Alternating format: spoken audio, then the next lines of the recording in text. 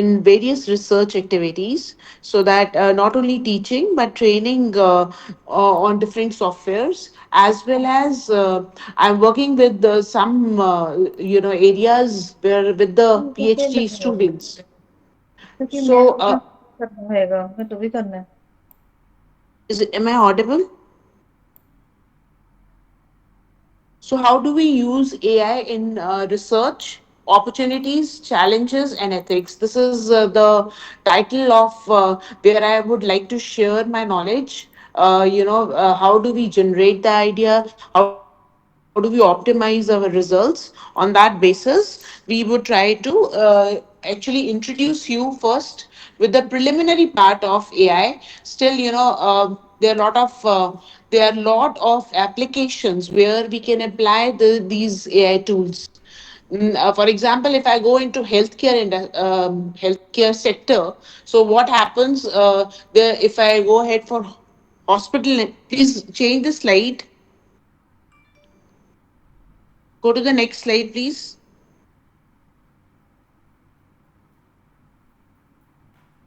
Yeah, there are various applications. My colleagues, we can apply AI tools to a good extent. But there was a small case study, in especially in London, internal somebody में was देखो doing. Ticket सबसे flat था Someone was doing a research. It took approximately 10 years for him or her to do that particular research, where a lot of inputs were required.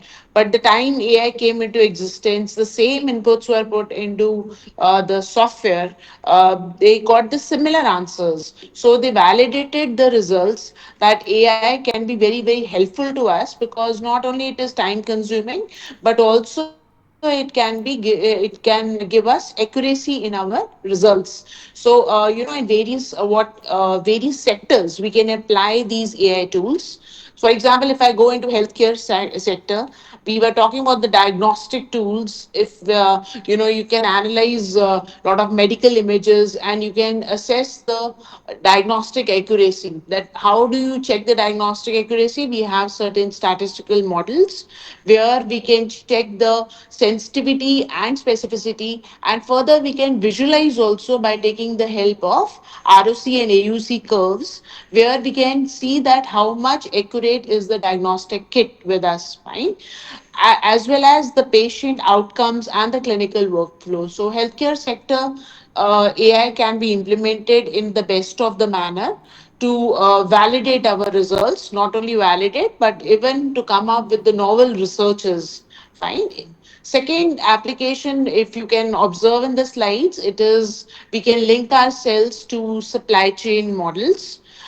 We can go ahead, for example, a retailer, when we go into business like Amazon or Zara or any other bigger brand, they can actually use predictive inventory management to optimize their logistics. So, logistics actually, what do you mean by all logistics? Is a supply chain management circles. They can actually, know prior to their linking that by next year, if there's some uncertainty in the coming years, they can make applicable AI tools, and they can reduce this any risk factor by improving their logistics, reducing the waste. So we are, if we actually reduce the waste, that means the products when they're coming from one area to another, if we are trying to reduce the costing is improved, time is improved, so many factors which we can improve when we go ahead for supply chain management.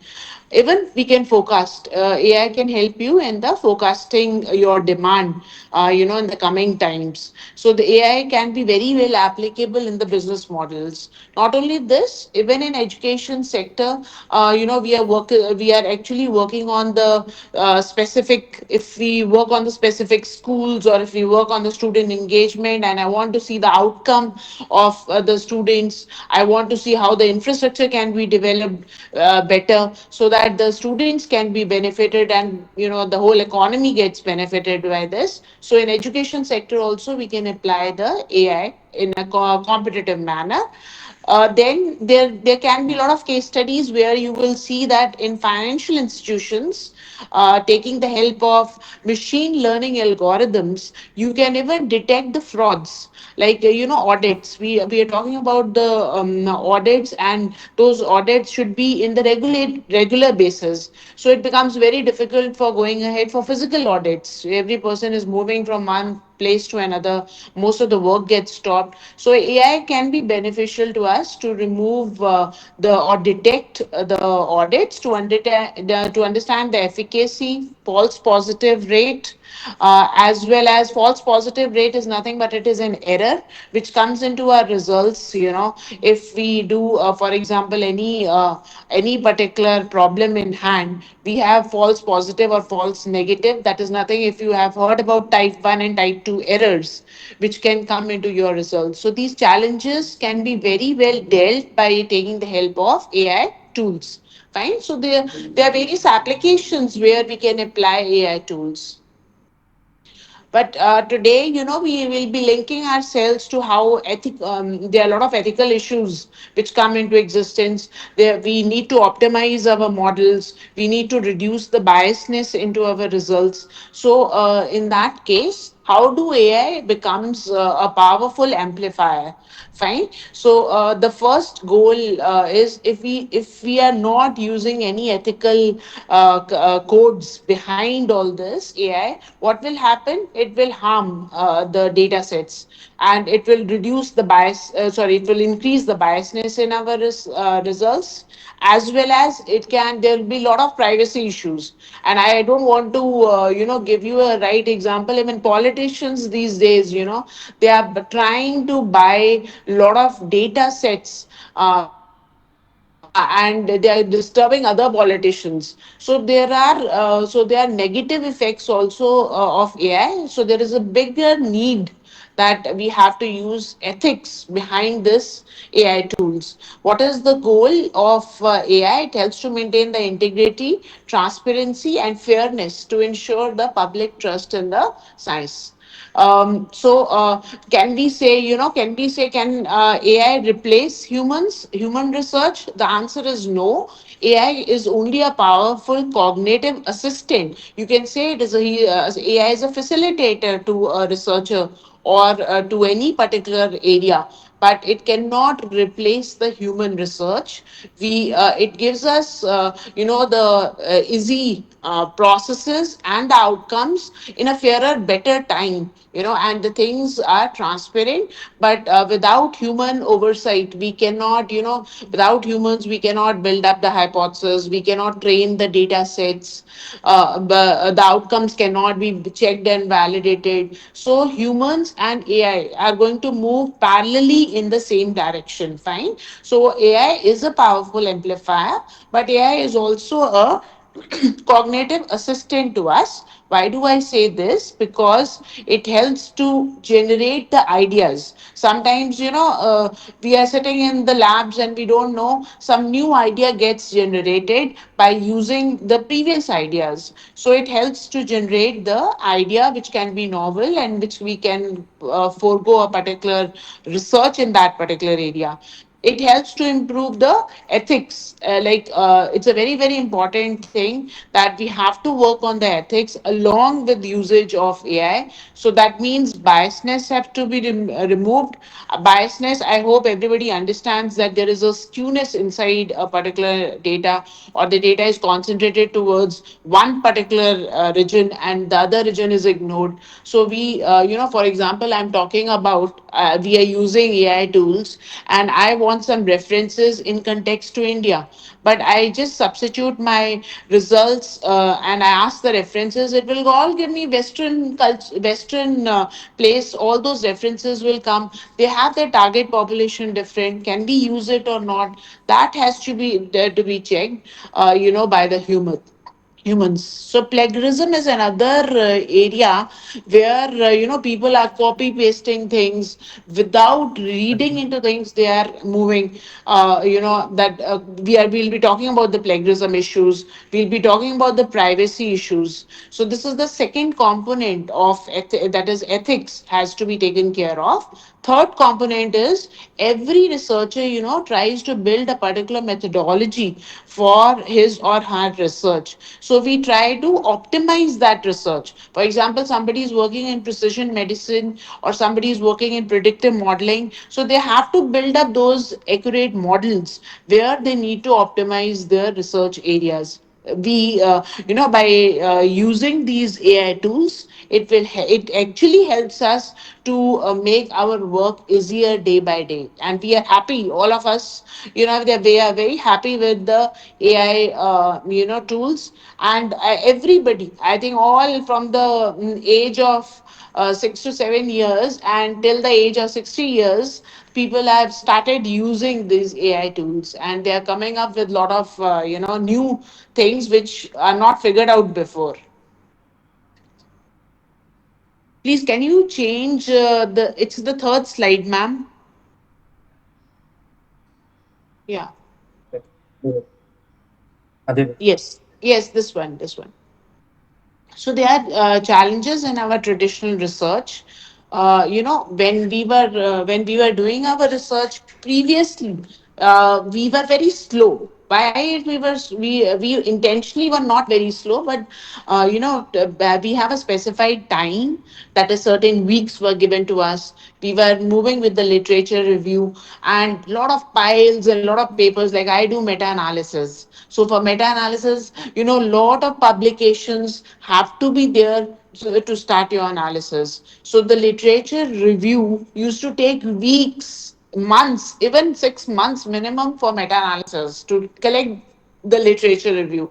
But with AI, we can improve the time specific areas, biasness, human centric biasness, and interpretation and the design. So, if I am talking about biasness, we would definitely get results, but prior to that, we have to come up with the biased research, the research design, which is very important for us.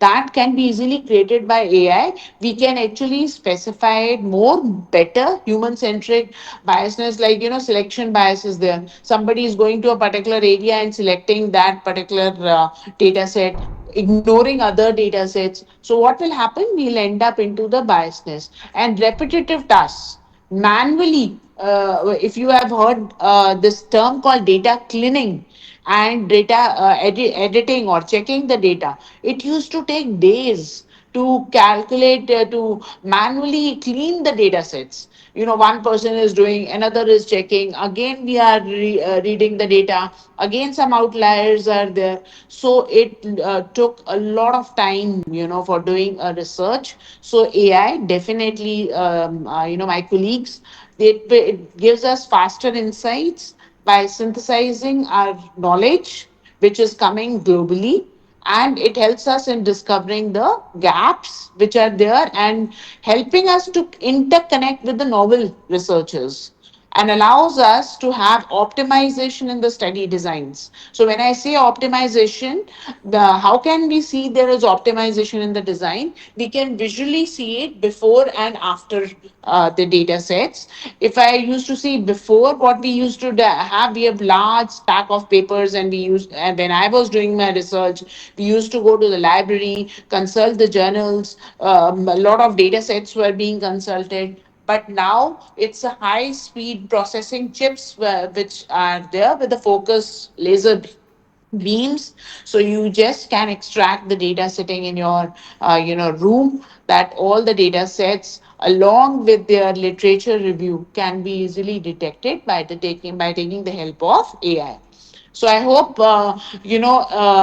till here, if any questions are there, you can ask me any questions in between. You can write any question if you have anything to be asked. You, or you can ask me at the end of the session. So, what is my next slide says it's an overview of AI in research. So, next slide.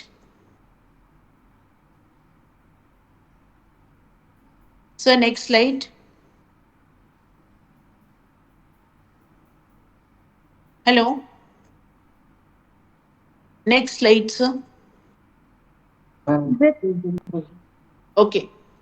So, AI in research refers to various computational systems like we can use in machine learning or deep learning procedures. A lot of there's a lab here in NIPER. We have Department of Pharmacoinformatics. They are working on the machine learning or deep learning with the larger data sets, to perform their tasks traditionally requiring the human intelligence. Specifically, we were just doing, discovering through the data analysis. MATLAB was there, and SPSS was there. But now we have machine learning for the larger, bigger data sets. We want to go deeper into various factors, and we want to recognize all those factors with the response variable. For example, the people are suffering from diabetes, and there might be multiple factors which are controlling diabetes, and the data set is very huge. So in that case, if you want to do any predictive modeling, that what outcomes will come, or the person is going to which particular genes, you can take the data on particular genes as well, and you can see that which are those specific genes or metabolites which gets distorted in that disease, in those areas. And the early detection can be done by taking the help of these AI tools, which are very well attached for machine learning and deep learning. Now, you might have heard about chat GPTs now, Google Gemini. For what exactly are we looking forward? Hypothesis generations, AI for data mining to find. Why do we use for data mining? We want to find out the patterns in the larger data sets. We want to find out the classification of the larger data sets. So we try to automate our literature review or my data sets with the particular tools, and ultimately, scientific outcomes will come. So this is the flow chart which we can apply. AI tools can help to generate the ideas. After generating the ideas, we can collect the data, we can analyze the data sets by taking the help of the tools itself, and ultimately we can reach to the scientific outcomes. So the AI is not only helpful into finance or business or healthcare or medicine, it is also helpful for the informatics departments where they can easily analyze the bigger data sets. Fine. Big data analysis, we call it as, when these people are working on human data set, or adult data set, which, ultimately they are coming out with the right information, and they're coming up with the real outcomes. They're coming up with the tools. They are developing the tools which will help, the further researchers to, just induce their data and calculate their outcomes. So AI excels at processing vast data to find the novel connection. It moves beyond traditional theory driven methods. It focuses on hypothesis generation and the literature synthesis. I hope you understand what is literature synthesis. Um, can I hear from anyone? Do you understand what we mean by literature synthesis? So, can Ma'am, ma'am, we have received a query in the chat box, please. okay. Yes.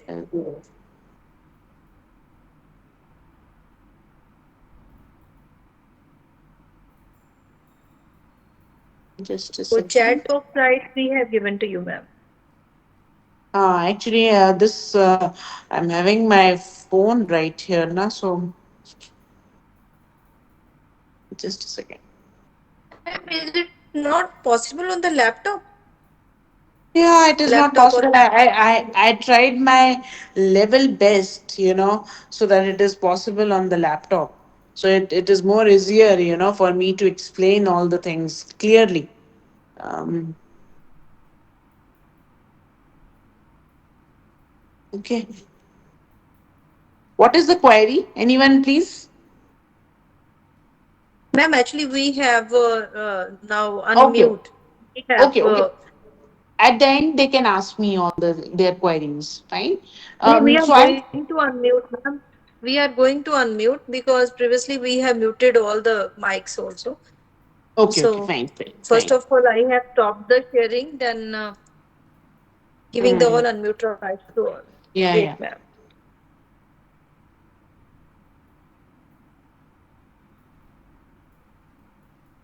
Yes, people.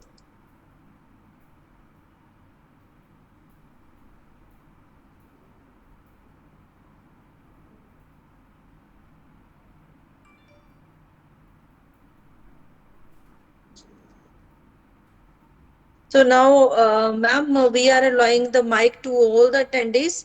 So Okay. any of the query, you may please ask So from our source.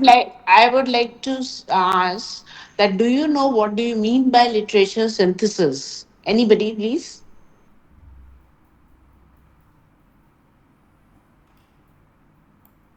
Have you done any day? Everybody does it, but what do you actually mean by it? Any one of you? It's about analyzing and interpreting data or information from different sources. So Okay, good. literature, So Is it yes. retrieve, summarizing, maybe of a perfect. book? Actually, we are not summarizing, sir. What we are doing here is we are retrieving the previous informations, the previous data, and converting them into our information. Why? Because somebody else, that's a secondary research for us, somebody else has done some kind of research. And what we are doing, we are retrieving from different sources. And after retrieving, we are making a common pool of information which are related to our research objectives. For example, I do a lot of meta analysis. So, in that, there are two kinds of literature reviews. One is called as systematic review. Systematic review is kind of a narrative subjective review where we collectively find out all the articles, the published articles, and we try to compile them in one by, say, taking the help of counting procedures of which frequency is higher, and we come to a conclusion. But because there are some drawbacks in systematic review, literature review, we go into a systematic this extended tool which is called as meta analysis. So meta analysis is nothing but it is combining all the research studies and come out with a pooled phenomena of research study, or and we come then to the conclusive research. For example, I recently did a research on GI, that is juvenile arthritis patients. So what happened? We had children in those particular studies. So we had, which the study was being conducted with GMCH and PGI. So in that particular study, what we did is we first did systematic review. That means all the literature was being synthesized. And after literature review, we went into the meta-analysis. We combined the papers on some basic identifiers, and then we came to a conclusion that there is a biomarker called S100 A12 biomarker, that is the biomarker which Oh, sorry. actually, that's a biomarker which detects that the person is suffering. That's the from the serum concentration of the biomarker. You can Language. you can easily detect the patients, they are suffering or not. So we do a lot of literature synthesis, as well as from there now, how do we generate the hypothesis? That's a different phenomena. And AI really helps us to it excels in hypothesis generation. How? Because whenever we have research questions, for example, I have a very simple question that is common cold, in the when a person is suffering from common cold, can is vitamin C helping the patients who are suffering from common cold or not.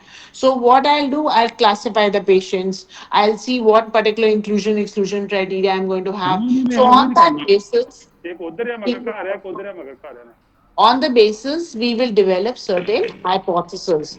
Right. So AI helps us ली गाड़ी to घर है build the hypothesis and वो the ठीक ठाक जी literature synthesis can be used. मिलते तेरे Now, how AI does it? That's a question for us. AI has it can read your language. That is called as natural language processing, that is NLP, on the databases to generate the concise summaries, and then you can increase your knowledge. They automatically. I recently what I did is I am going to show you a software called Jump, and I did the same analysis of one S12 this pain scale. The similar analysis came from the software. The similar results came from this by using the AI tools. So that it was quite validated that AI can easily read your languages and the databases to generate the concise summaries, and it also helps us to propose the hypothesis. So we have one system called Hyper, but I have not gone. Maybe more of engineering section they go for this. There's a system combining the data driven and the literature based approaches iteratively. Why do they do it? Because they want to refine their initial hypothesis based on the patterns which if they have observed, or some metric phenomena. Why do we do all this? We want to generalize. Generalizability is nothing but whatever results we find it out, we statistically infer certain results, and we have an application that this is going to be applicable to this particular portion of the society. So AI can really help us to in this particular phenomena as well. So commercial academic tools, so you can build a research question, you can go ahead for data description, you can have certain outputs like test null hypothesis and alternate hypothesis. Academic tools can also be well equipped with the AI. Now, AI generated hypothesis, this is just a small example. It has helped to improve the human accuracy in detection and AI generated detection by how much? 7 to 14% in the human studies. So, what I was actually, when I started with my session, there was a study in England which actually took 10 years. I mean, 10 years is not a small time. You have all the finances, you have all the inputs coming, you have all people, human resources which are working, and it took just, hardly 1.5 day to get the similar results by taking the help of AI. The hypothesis was similar, the results were validated, so we can easily generate the results. But who's going to read the results? Who's going to see what are the outcomes which have come? All these humans are also, we cannot ignore the humans. They also have a parallel role which has to be applied along with the AI tools. So, what is the need of AI in research? Because being a researcher, I would always link myself that can we apply this into our research areas or not. So, पहले क्या होता था? We used to have very time-consuming literature reviews. We used to have biasness in our results. I was talking about repetitive tasks prior, but now to reduce all these things we need actually the AI, which makes our research more easier and more timely. We can come out with the results.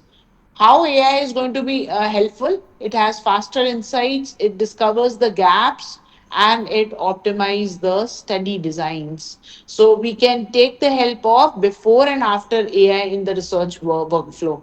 So we will see that what was before the results and what is after. Have we improved the research design, or have we improved the research statistical tools, and have we improved the outcomes or not? So AI is a powerful engine for providing new starting points, but the human expertise, we see AI cannot, we can train the model. Model can be trained by the human humans. And if we don't train the model in the right way, we can never get the right answer. So in that case, our human expertise is equivalently important. You who's going to define the problem? Defining the problem, AI can do it, but defining a problem, what is this? Take control. Huh. Refining a particular problem that can be easily controlled by AI. But who's going to define the problem, the objectives, all these things can, the human expertise is important. Final validation who's going to do? Yeah, this human is going to do. So AI generated hypothesis, we've already dealt with this. Now, this is very important, garbage in, garbage out. So many people have heard about it. Garbage in, garbage out means that everything depends upon the quality of the tool. The quality depends entirely on the training data. If our training data is incorrect, we can never test, we can never come out with the better hypothesis, scientifically sound results. We can never test our results, and ultimately, what will happen? We will have the wrong outcomes, and we will, everything goes into waste. All our resources will go into a waste until and unless we work on the quality of our information. So AI can do a lot of things for you, but we have to work on the quality aspect. We have to work on the novelty. Definitely, it uncovers novelty is like, you some distinguishing research which others have not done, and you are trying to do it. When you are doing some researches, maybe there is a time which uncovers interdisciplinary connections human researchers may miss. ऐसा हो सकता है, बहुत बार ऐसा होता है, when we are doing some research, we might be missing a lot of other real that true effect sizes, we are missing it. But AI can be helpful to us. It can identify those particular areas where it can work.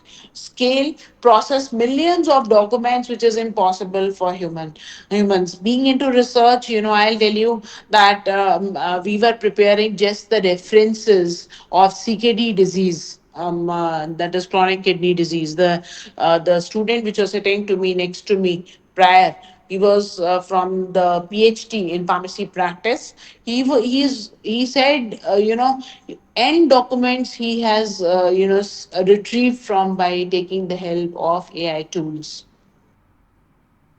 So, what is the scope? First thing I said you, it helps to go ahead for idea generation. We need to have some ethical considerations on that. On ethical, what ethical considerations are? That the data should not be biased. It should be without plagiarism effects. The privacy needs to be maintained, and the third thing which is very very important for us is the methodology which we are using. Is it optimizing our results or not? So this the complete presentation, it is going around these three areas. Idea generation is, AI is only a cognitive assistant for us. Fine, we cannot say AI is doing everything for us. It is just giving us a recall, giving us an improved form of results. So it is assisting us in generating the ideas.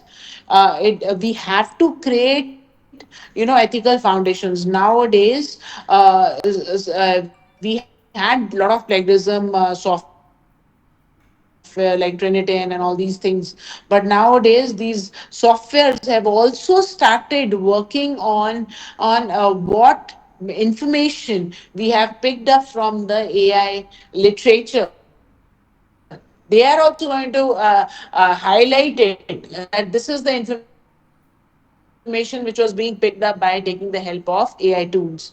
So we in our references also, we have to mention that. We have to mention that. Abhi times are going to come very soon, my colleagues.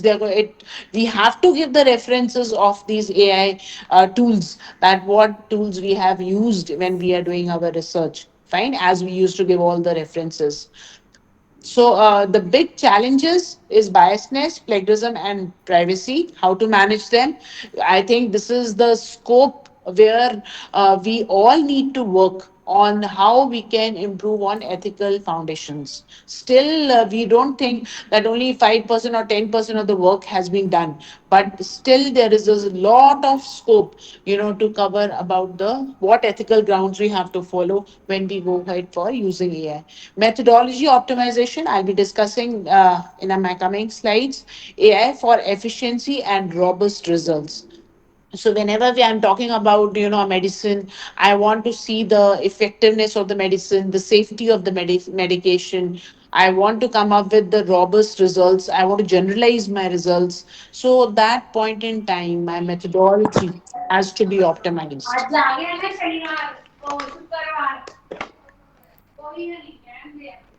So AI systems inherit and amplify the biasness from the skewed, unrepresentative, or historically discriminatory training data. Biased AI in hiring systems or in facial recognition, inaccurate identifications for the minority group. This is very, very important. If we have something into minority, if we have something, some inaccurate information is there, their AI is going to give me very biased results. Sometimes, I ask AI to give me a literature review. Instead of literature review, it will give me an introduction of that particular topic.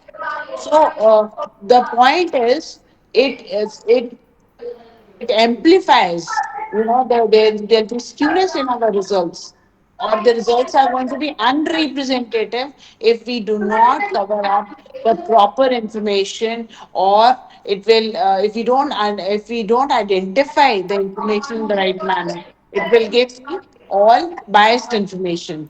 Your data strategy, ensuring that the training data is diverse and representative.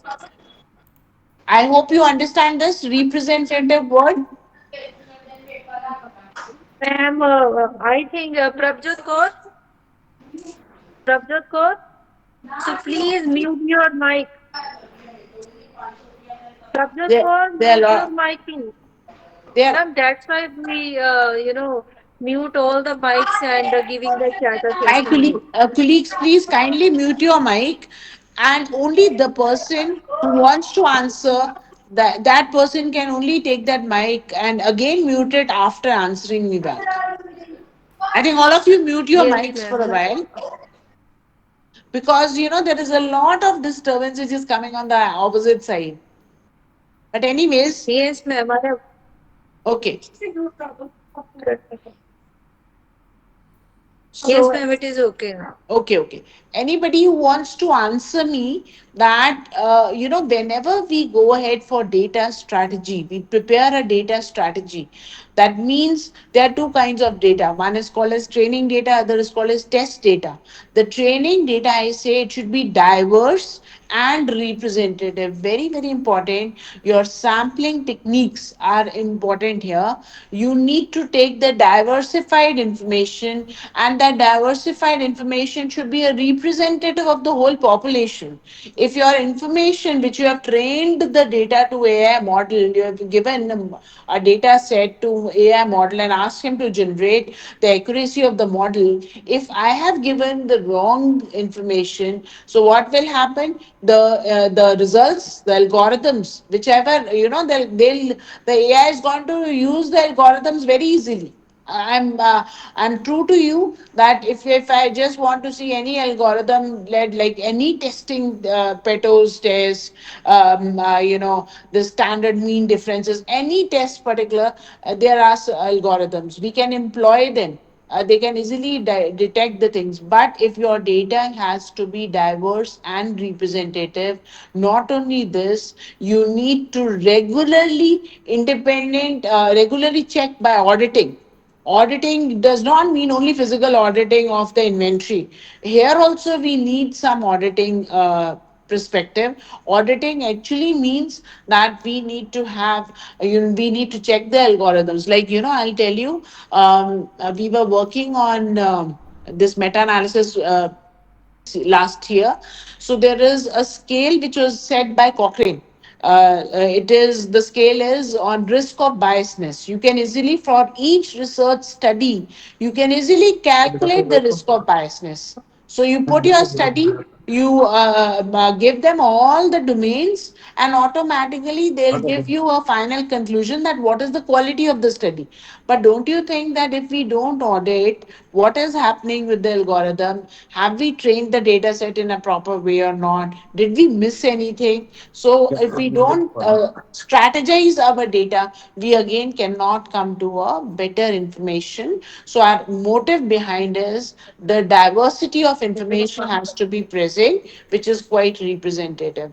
So AI creates the novel text, but it uses without proper attrition is a serious violation. So see the biasness can come into existence. Institution may develop clear disclosure and attrition guidelines. So यहाँ पे क्या है, इसीलिए ethics is very important right here, that AI definitely is going to give you a right text, but क्या होगा उसमें बहुत सारा violations होगा.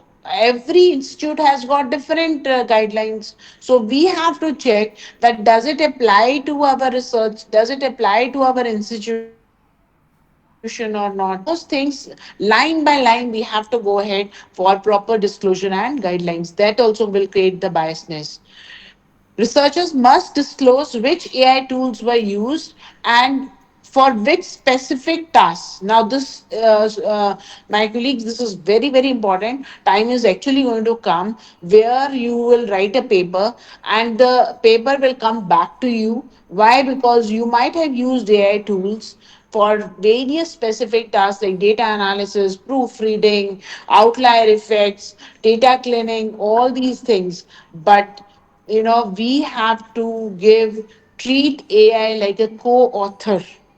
I hope you understand co-author or a sophisticated tool citing. Whenever citations, we are going to write as per the guidelines that which AI tool helped us to do what particular context of the problem. So we need to be transparent. Still, we have still not worked upon it. We have a grand scope to work on the transparency of the data set. What is the threat is AI require massive data sets, raising concerns about the data collection, storage, unauthorized use of sensitive personal information, surveillance risk. AI powered surveillance infringes and autonomy. So, this is a major threat. People are asking for one country is asking for other countries' personal information, and there are complete data sets, very, very sensitive information of the patients, very, very sensitive information of the politicians, very sensitive information of the country's growth. It can be shared now. Very sensitive information about the banking sector. You know how much frauds they are coming up with the passage of time, just because we are utilizing and we are actually misutilizing the data sets. So we need to have a surveillance for each. So there needs to be some ethics which has to be created in every aspect which I'm talking about. It's not a simple thing. It is a very, very tough phenomena, when we go into this particular area. So, ethic is founding on core values: fairness and non discrimination, right to privacy, transparency and explainability, and human oversight and determination. So, we have to come up with the core ethics. Many deep learning models are black boxes, making it hard to understand how the decisions are reached. Now, this is, my dear colleagues, this is very, very important. Sometimes students who are preparing deep learning models, they get huge kind of data sets and they are unable to come up with what kind of decisions they have reached. So you are using the data, but you are not giving any right outcome for that particular information. There also we have a problem. The transparency is a problem. Explainability or with a particular context, that becomes a problem, especially for high stakes decisions like medical diagnostics. So we can easily. Okay. Thank you so much.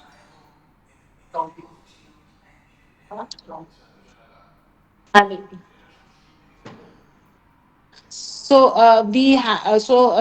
especially for the people who are into IT, they are using a bigger information. In that context, also we need transparency and explainability. Ethics is not a footnote; it is a design principle. We prioritize human-centered AI to maximize the benefits while proactively mitigating the biasness, ensuring integrity, and protecting privacy. So don't think that ethics is an independent note here. Ethics has to take the human centric AI. Why? Because it has to control this biasness, it has to ensure that there is integrity inside the results, and it has to ensure that it is protecting the privacy of a particular area, region, location, data which is moving from one place to another. So if I want any information about individual company, let it be HDFC, I need an information about HDFC. The time AI, a specific AI gives me that information, I can use it or I can misuse it also. So ethics, we have to create some ethical codes so that we cannot misuse that particular information. So there is now this. There is a revolution. I call it as a efficiency revolution. AI is optimizing research methodology from experimental design to data analysis, making the research faster. It is making more reliable and it is making resource efficient. So here, how do we optimize our research methodology? I hope you have heard about what do you mean by, anyone can tell me what do you mean by methodology? Any one of you, please?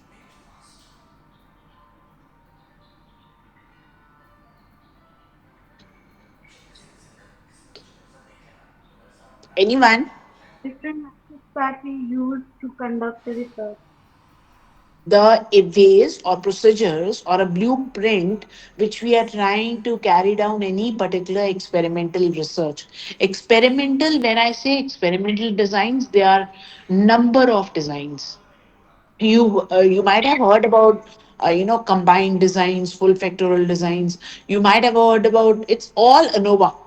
If I generally in a very layman language, if I say, it's all analysis of variance behind. But we need to optimize the research. It is not, we were writing methodology. Optimization means best combination or worthy combination which we try to extract from that information. For example, if I start any dairy enterprise, fine, I would, or I have some diverse areas to work. So if I try to make my combination that this much input or this much my capital should go into this particular area, by this much capital should go into this area, by this much capital should go into this area, and my end result will give me the highest outcome. Fine. So I need to combine the results. Similarly, in research, medical research, what do we do is, see, gender, if I'm talking about males and females, are they responding similarly to that medication or not? If no, they are heterogeneous. That means male should be independently dealt, female should be independently dealt. Then I make another combination. Under males, what is the age group? Under males, what is the lifestyle? Fine. Under males, what is the kind of dosages can be provided? So we have to prioritize it, and AI is will really really help us, and it is actually helping us to optimize the research methodology, as well as कहाँ से आया research methodology from the your experimental designs. This is the highest thing in statistics called experimental designs. Fine. Yeah. Okay, data analysis. Data analysis, we have a lot of statistical tools.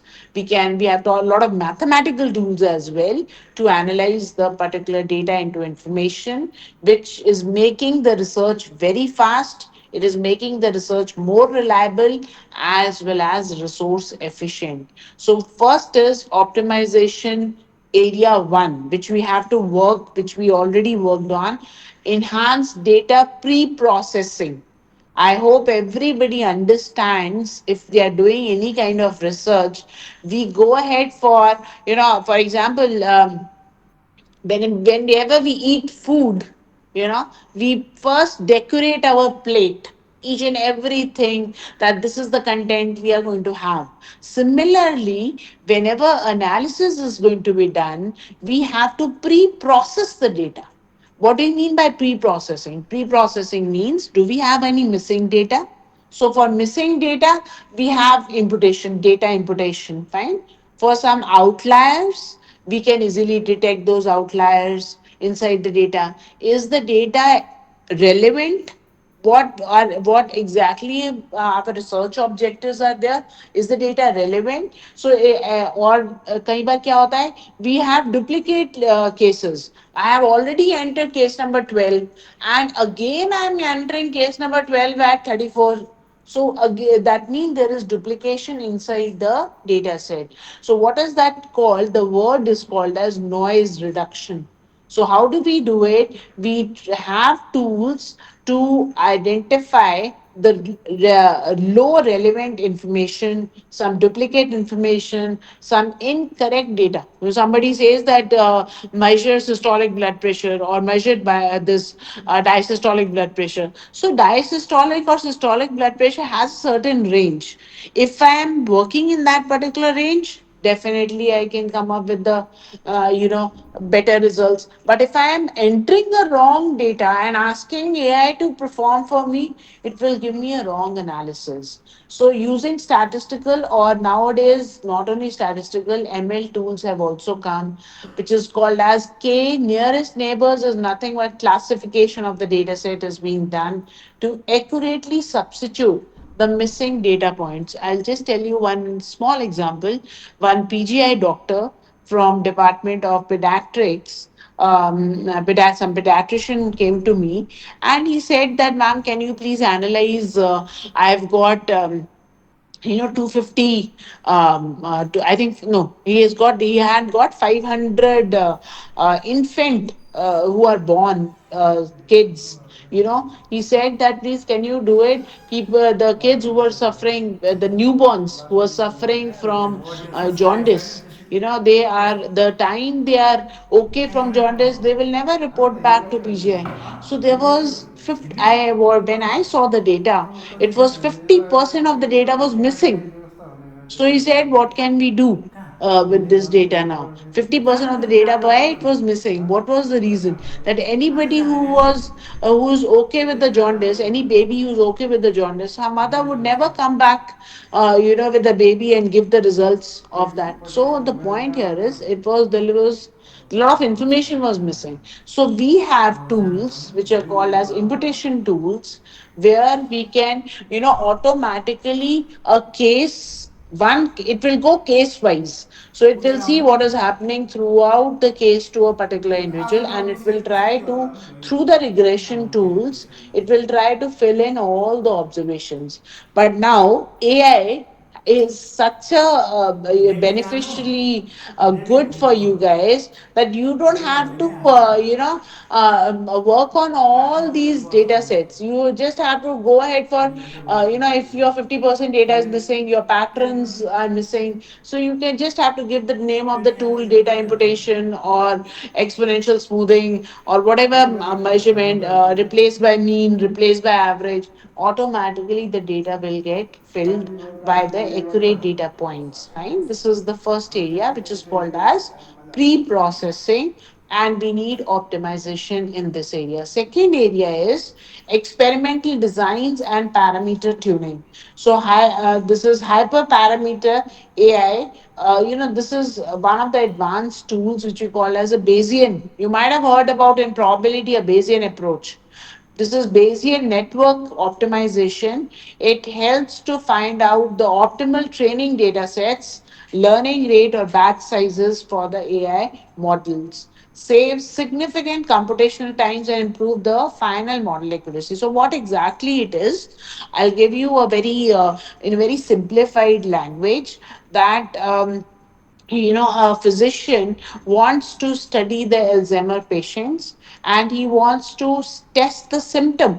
of those Alzheimer patients. So he just prepares two into two confusion metrics, we call it. So one side he'll keep a disease and no disease patients, another side he'll keep the test positive and test negative patients, and then he will run the model. So ultimately, the model will give you a lot of things: AUC, ROC, then its sensitivity, specificity, predictive value positive, predictive value negative, what is the symptom which is coming up. So, all these things can easily be detected now by AI. So, you can use any statistical advanced model by taking the help of AI. This is a revolution. Actually, this is a revolution where we used to, in meta analysis, manually we used to calculate. Now we don't need to calculate anything. I just have given, three things to the software, and I saw it automatically, made my forest plot, and it gave me all the interpretations of the forest plot as well. So we have an opportunity now that we should not only learn, AI, and we should use AI in a proper way, fine, by taking the help of the tools. So then we have model efficiency techniques. It removes unnecessary weightages or neurons from the model to make it smaller, faster without losing the accuracy. So reducing the precision levels to save the memory and speed up inferences. So when we talk about the efficiency techniques, we will always work on that the precision of the power of the model has to be good. So in that case, we are always concerned about saving the memory also, because we have some space, limited space when we introduce these softwares. People, students who are working on machine learning or this deep learning, they have different specifications of the softwares, because there is a huge data set. The software itself is going to carry the space for it. So in that case, you would always try to remove the unnecessary data sets. And neural networking, if you might have heard about neural networking, or AI techniques, classification techniques, that actually improves the model efficiency, and it is helpful. AI helps us out in calculating the things more clearly. Then it is automated driven data analysis. I hope you understand two kinds of analysis are there. One is qualitative and other is quantitative. So we have semantic approach, we have word cloud approach, we have thematic coding. So for any open ended questions, responses, or interviews or literature, we used to be so it was very very difficult for us to code these. Now AI, what it is doing, if I enter 1,000 people, their open end responses, automatically, it will give us the keywords, it will give all the counts of the keywords, and what it will drastically reduce the manual biasness and accelerate the time to insight in large scale studies. If we are moving towards a larger scale observations, automatically, we you will see yourself, in the very near time, that qualitative approach is also moving drastically, because it is helping us to reduce the biasness in our research studies, right? I'll show you also. We have one software called Jump software, which really helps. We clean the data first and we put in the data, and we try to go ahead for the clouds, word clouds. And we can I'll just tell you, you put in your graphical representation, word cloud information. I had put in this in this software in AI, that was Google Gemini, I think. I just put it and I wanted to see that what is the interpretation it comes. It gives me complete good interpretation when these open-ended survey question and responses are being concerned, right? So next is predictive and analytics and simulation. So predictive modeling techniques. Recently, I last to last year, I think I wrote a paper, on predictive modeling. So there, what AI models can be automated also to predict the outcomes, which can be consumer trends, patient responses to drug, and your material properties. So there were medications for CKD disease.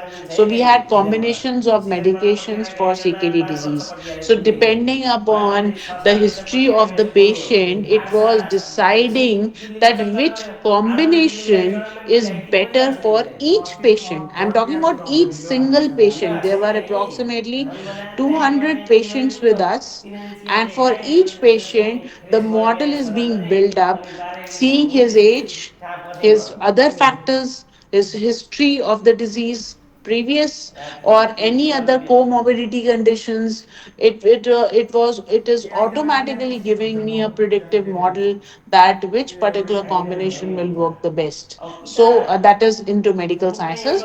But if we go into consumer trends, if we go into material properties, like PNG, Procter and Gamble, he says that used AI to simulate the consumer reaction to the product concepts, saving the time and cost of the traditional focus groups. So we can optimize these areas.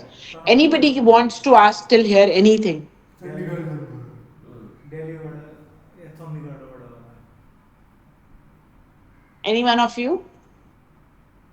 के class होइन डिम्पल शर्मा पनि छन् रे के सम्बन्धी Yes, गर्छ please.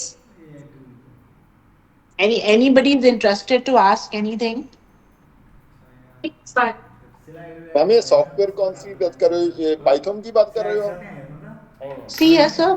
के The software I'll be using Jump. Jump is actually a SaaS version software, and we can, integrate these softwares with Python as well. So if you, even if you go ahead for interpretation of these data sets, you can easily interpret in Jump software, which is a SaaS version, which I'll be discussing little later. Python, sir, Python का integration वही है. You know what will happen is it will give us a code. It will give all data codes. Time I give the data, it's a small clip of data inside. It will give me a complete Python. It will create a complete Python code in AI. बस रेलवेमै जाँदा रेलमा जानु एकचोटि रेलमा जानु नि मजा आउँछ क्या मजा So आउँछ basically, but we cannot rely. We have to validate the things, because still the point is that we don't have a specific software where AI has generated. We are still into a pipeline that we are trying on the simple these Chat GPTs or our Google Gemini or Perplex or all these things. We are just validating the things, is it actually true or not. Still there is no software which they have integrated directly with the AI. But now or the people who are working at the back end, they have already integrated. For example, if I I ask, I give us a simple hypothetical data, and I asked this even Chat GPT. I asked once that calculate this in as you calculate in Jump software. So it gave me all the step by step procedure, the commands as well, and then it gave me all my results. So it was so when we want to see validate our results, we can easily use. We should start using it, but we cannot blindly use it now till yet. We have to take some authenticated softwares along with it, so that we can see that are the results matching to it. There is the scientific outcomes are not deviating from what we are measuring right here in our Delhi घुम्ने हो भने basic softwares. हो दिल्ली घुम्नु क्या बरु दिल्ली घुम्नलाई के गरौँ भने बसमै जाने बसमै जाउँ So बसमा Python, जाने अब MATLAB, बिहान and हिँड्ने this पटियाला घुमौँ Java अनि and the साँझ C++ त्यहाँको or पढाउँछ नि R, पटियाला they घुमौँ have, त्यसै sir, गरौँ they are दिल्लीको very पटियाला घुमौँ well. बजारतिर You can गएर पाँच make रुपियाँ तिन रुपियाँ all बेसी these लिएर codes now एकछिन यहाँ टाइम inside पास गर्न these पटियालातिर AI यसो tools. कपडा सपडा पाइन्छ पटियालातिर किने पनि भयो So अनि there's यसो घुम्नु AI in healthcare सफा सुथरै diagnostics. So there's advanced Delhi जानु चाहिँ algorithms analyze the patient genetic makeup and health profile to predict the drug response, which I also did. I said you that this is oncology. I didn't do on an oncology, but took the metabolites of CKD patients, that is chronic kidney patients, and then we use those algorithms, and automatically it helped us to predict the drug dosage or drug response. So we can, with this AI tools, we can have early detection by recognizing the patterns or to detect the diseases like heat maps. So immediately, if we create the heat maps, or we create some plots, so we can see the patterns of this, that how the disease is moving. We can detect the biomarkers inside a particular disease, and we can easily recognize, that. जति सांगू जाडो जरी एक भयो second there is. ढुङ्गै हानिन्छ नि त्यही कारण यहाँ time बस्नु अब यहाँ बसेर केही सुत्ने मात्रै हो So we can recognize that how each patient is responding. That's called precision medicine. So this can be used into personalized oncology sector. People have started using all this. So AI will manage and execute the complex, repetitive tasks autonomously. Focus shift researchers move from execution to curation, interpretation, and high level of designs. So we have challenges in the optimization, implementation. Researchers require training to effectively use and interpret the optimized systems. It is, we cannot use it as such. We need to train the people prior to learn all this. High performance computing has to be learned.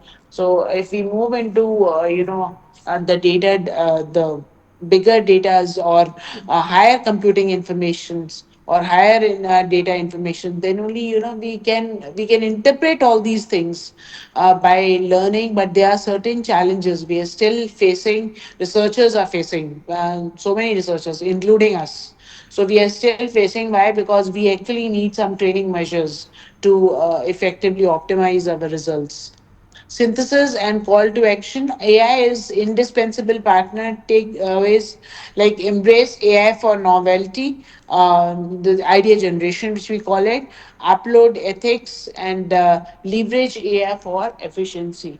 So, but the call for an action or a scope for a particular AI tool is we need to develop clear institutional policy and foster AI literacy among the groups, so that we can actually learn how this particular AI can be well automated with the softwares, can be well integrated with the database sets. So those things can be easily. So if you put a command, if you try to develop a command which AI reads it and it is readable, and it helps immediately, it reads the command and it gives you the results.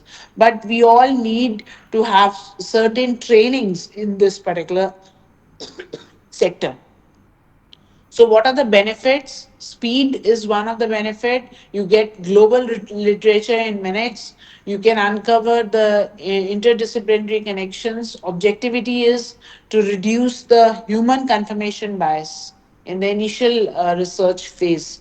So biasness can be reduced when we try to go ahead for by using these tools we've already discussed. And but there are limitations. There's a risk of accepting AI output without critical thinking. I said you, human intelligence is also, because if I see AI is actually the baby which is being created by the human intelligence. So we have to accept this thing very clearly, that whatever output it is being generated, we cannot blindly rely on those outputs. So AI can miss cultural and ethical issues. There can be we have already talked about plagiarism. We have already talked about biasness inside our results.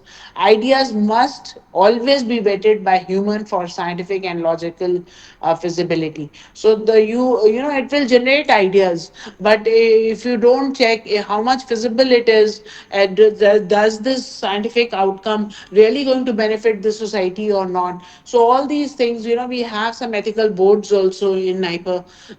Every research from pharmacy practice and clinical research, it has to go through the ethical, it has to be approved by the ethical board. Is it a trial, or it should be an observational study, depending upon the data set what we have. So all these things have to be clarified, and this is a limitation. We cannot do, somebody says to build a protocol on this particular disease. No, the answer is no, we cannot do it until unless we have to see the settings, the population setting, the sample settings we have, place where we are going to carry this particular research. That's a major limitation with us. So this is all about, when we talk about AI research, we need to be that there should be transparency, accountability. Accountability. Humans are always responsible for the research outcome, regardless of AI assistance. It should be fair, actively detect and mitigate the biasness, and reproducibility. Reproducibility actually means there should be consistency inside your results.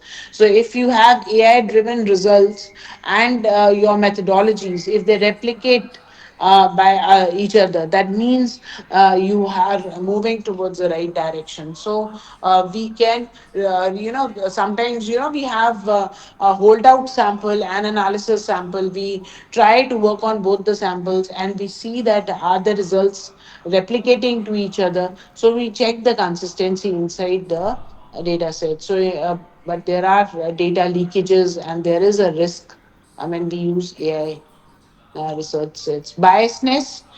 Now, what is biasness? We should know this is one area where, in statistics, in research, we cannot ignore this particular area, but we have to relate this with AI.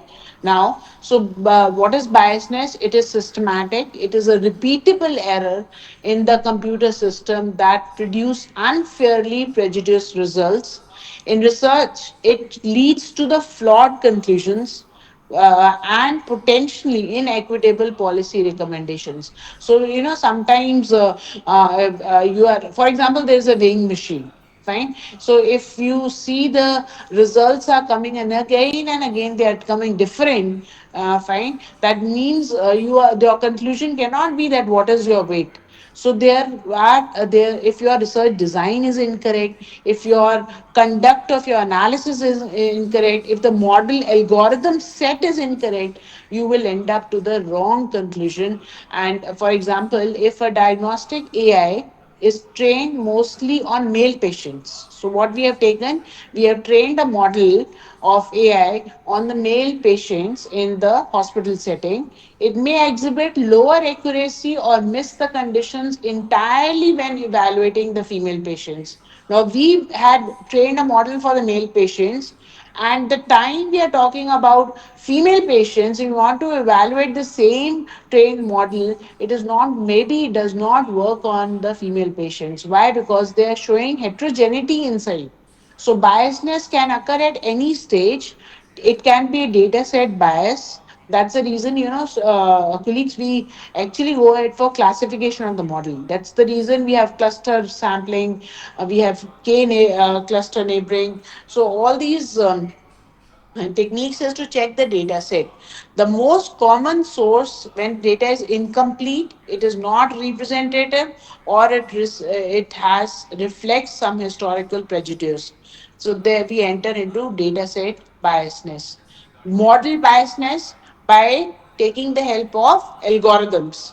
So there can be flaw in the algorithm which you have designed or which you have taken. Maybe your algorithm which you have taken. For example, I'll tell you, and the things have happened bad with me once, that I took an algorithm of mean differences, of calculating the mean differences when I was doing my meta analysis. And the time I started checking the papers, it was showing me that the data is coming not only from averages. The data has got different central tendency measures like median. Some paper is giving in median, some paper is giving interquartile range. So whatever algorithm which I had set for doing meta analysis, the answers were completely wrong. Then later on I found from the confidence intervals I detected that there are flaws inside the results. Fine. So then later what I did, I standardized all those results, and then I had run the same algorithm. Then it gave me 100% accuracy. So when your algorithm is wrongly being designed, so automatically you will end up into wrong metrics. So that has to be very fair. Biasness introduced by the user's input, like asking a skewed or leading question, we must proactively test for biasness. So basically, your user's input or selection bias or interaction bias is also, that's the reason we train the people, so that there should not be this selection or interaction bias inside when we train the model. So how do we test the model? That is by testing the model performance can be done across the subgroups through cross validation. Compare the AI outputs against unbiased representative data sets collected specifically for the fairness testing. So actually the whole slide which is revolving around how to control the biasness inside our results. My suggestion at this point in time is that we can control biasness by taking the help of human intelligence. If your right data set, if your right model is being trained, right algorithm is set, right inputs are being given, automatically if you do cross validation, automatically the accuracy levels are going to go higher. Fine. If it is more than 80%, 90% of the model is well classified according to what your objectives are. So you can easily say that you have reduced the biasness. Now we have a lot of ways, like one ways, ask the software, ask this in the algorithm by randomly selecting. Your randomization is one of the major procedure for reducing the biasness inside our results. So that's one area we all have to work upon. Plagiarism risk in AI. So what we need to go ahead, we are what we are doing these days. All of us. I think it's not me, it's not you. What we are doing, we are taking the help of AI, and we are giving a data set. We are even copy pasting without verifying the facts. We are not citing the sources or crediting the use of AI tool. We are not doing it, but we should verify all the facts and figures, that what results have come. We have to cite different sources. We have to give the credit to what AI tools you have used. Fine, and this will end up into plagiarism in risk in AI in the coming times. Self plagiarism, reusing AI generated content from one's own work without proper disclosure. So many times, what is happening? I am also working on extended papers. So last year we have two papers which have come on CKD disease. Now, what happened? We are working on the third one on the direct costs, which is costing effectiveness on the CKD patients. So sometimes we are, you are putting in your work, it is already generated work, and we are trying to reuse it. So then also we'll end up, that means we need to check there also that is AI generating the right content for us or not. Because that would be a duplication inside the models. AI models should be cited as a tool or assistive technology following the journal and institutional guidelines, never as an author. So, this is very soon we will try. I think all of us, we are going to go ahead into this new area of citations where we used to put a lot of references from journals, articles, websites, everything. But now we have to put in assistive technology or tools which we have used by AI. Verify everything. That means AI output, specifically your facts and sources, must be confirmed and authenticated by the human researcher. Your reference, you have to cite all the references, use AI for drafting and support, but ensure the final voice, your analysis and originality are should be human driven and validated. So if you want that your plagiarism risk to reduce, you have to verify all these things prior to uh, using that AI tool.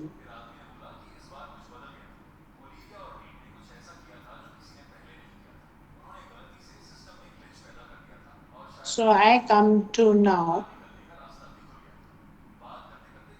areas of impact where being a biostatistician, I go into all this because till yet, we are all learning AI. So using AI to enhance the robustness. First thing, want to enhance the generalizations. We want to enhance the efficiency of the modeling. And the third thing is very, very important is statistical power. How can we improve the statistical power? If you have heard, for example, I have got only 200 patients and I want to improve the statistical power is not giving me good results. So how can I improve? I can take the help of bootstrapping models. Fine. And by bootstrapping model, I can improve the effectiveness of the model, which this AI tools can be beneficial. So experimental designs help us predicting the optimal parameters, sampling, ensuring data balance and representatives. So these are various areas of impact. Analysis, automating complex statistical modeling. AI tools are essential for managing the exponential growth of academic publishing.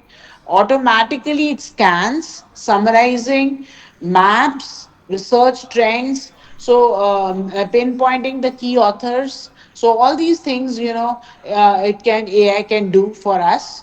Outcome: generate synthetic research gap report, reduce the manual review time from weeks to hours, allowing the researcher to focus on the design.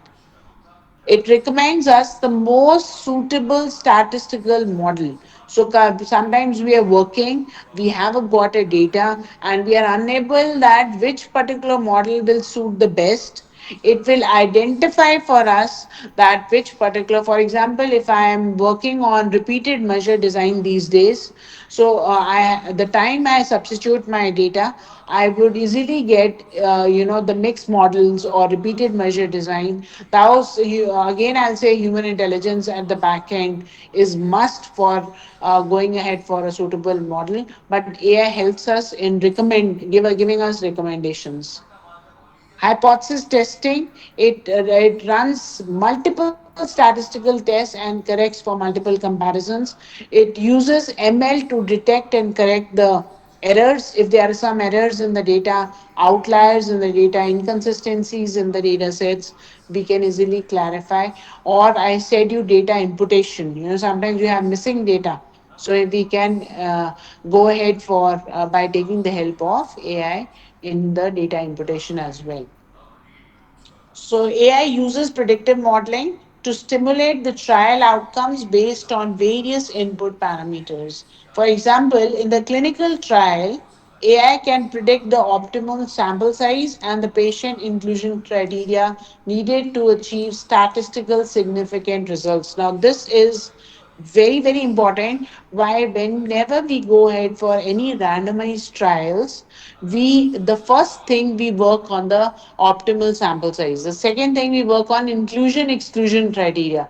Now this has AI has made a remarkable. I have also seen with the passage of time. I'm preparing a slide on the slides on meta-analysis recently, and I can easily see that the way it gives you inclusion and exclusion criteria depending upon your research, what inclusion criteria which you have need to have, which will give you significant results. And if you get this prior to starting your research, it will definitely save your time, come up with better resources are being utilized. It will reduce the your trial time period as well. The expensiveness of the cost can be reduced by taking the help of AI tools. The AI system learns from the data and outcomes of the current experiment to refine the methodology for the next experiment. So we always see the research outcomes. We go ahead for AI learning. It helps us to refine. I'm not telling you define the hypothesis. It is refine the hypothesis and the methodology, and then it will give you iterations. A lot of next research iteration that what needs to be created. Simulations or some areas which needs to be identified. That loop we have. It's a kind of a flow chart for us. This drives autonomous optimization over time, leading to accelerating discovery and more robust or validated methods. So, when we go ahead for any experimental research, AI is going to give us the benefits of AI is it is majorly going to give us the reduction in the time and most significant results. If we select the right sample size, if we select the right patient inclusion criteria, if we randomize the patient, use the blinding tests prior. So all these things, the AI will train us with the particular criterias, and automatically we get the better results. So, what is the core message is AI is an indispensable research accelerator. Don't rely only on AI. It is definitely going to accelerate our research, but its true value is realized only through ethical vigilance and human critical review. Don't forget that we have to. We guys have to check the biasness. We guys have to check the plagiarism, and we have to critically validate our results. Then only we are using AI. AI will definitely help to improve the time period and the cost factor of our research. So embrace AI for novelty, that is idea generation, uphold ethics, that is transparency and accountability. Actively, it is going to fight with biasness, plagiarism, and privacy risk. We can have a leverage for AI for efficiency in our modeling techniques and optimization. So, institutional policy and researchers, AI literacy must keep pace with the technological advancement. AI accelerates the research but requires ethical vigilance. So, that is anybody who wants to ask still here that how AI is going to be beneficial to us, all of us, regarding research. If you want to ask something regarding research, you are free to ask me so that I'll just show you after that how a software SaaS software, how does it work to immediately get the results? It's a point and click, very beautiful software. You can have a student version wherever you are sitting, and you can easily calculate a lot of things. Your text files, your multiple response files, your nominal data files, all these things can be easily well generated by this Jump software. Now, anybody who wants.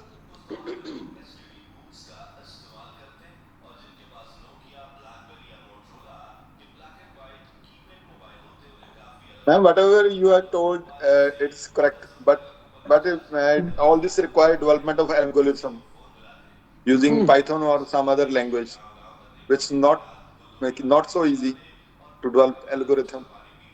So, actually, in our department, we have Department of Informatics, where students they use also algorithms for the machine learning and the deep learning. but they develop also algorithms by themselves. Now it is more of IT specialist. They can work more into Python and Java and C++ for developing into algorithm. But these days, for example, if you want to use some algorithms in a particular tool like meta-analysis, or if you want to do take some quality tools, you can easily serve those algorithms from the main sites like IBM is giving, this SAS is giving. So you can take the help tutorials and you can take those algorithms. If you want to set your own algorithm, then you have to have C++ knowledge. So then it is must to, because that requires data coding and data editing side by side. So for data coding, we have to set, you have to learn these particular languages, which students are learning from one of our departments.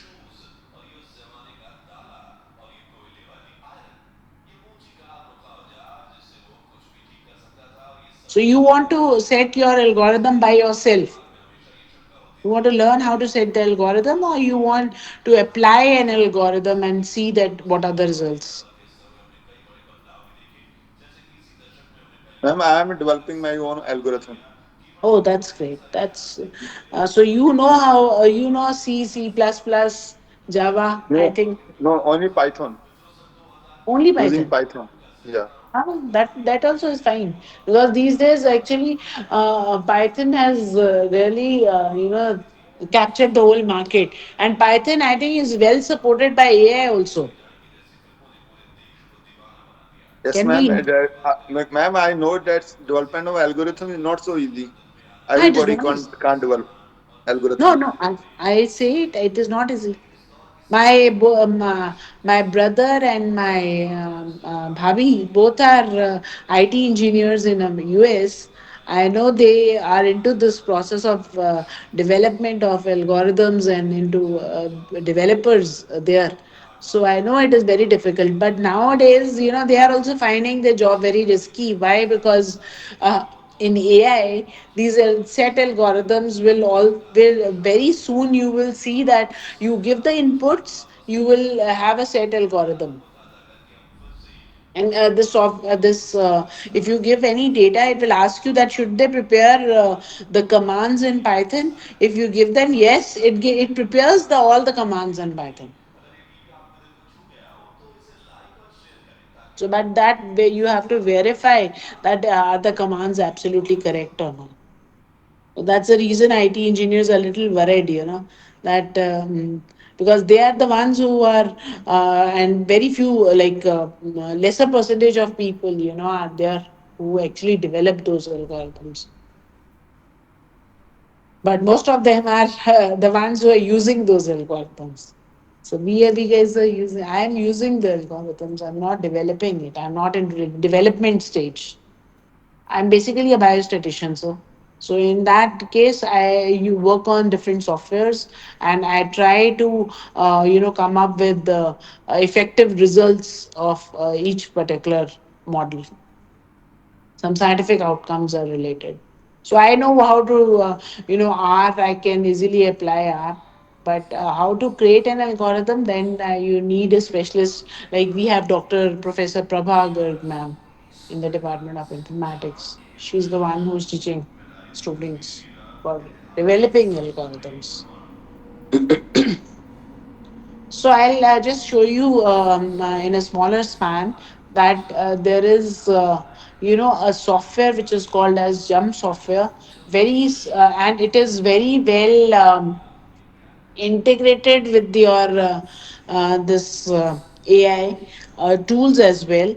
And I've done it so that I wanted to see that does it actually give me the similar results. The answer is yes. I applied it on the software, and I applied with taking the help of Google Gemini, so that are the results being validated or not.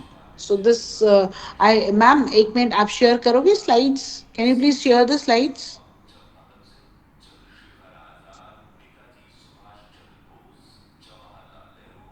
Neha ma'am?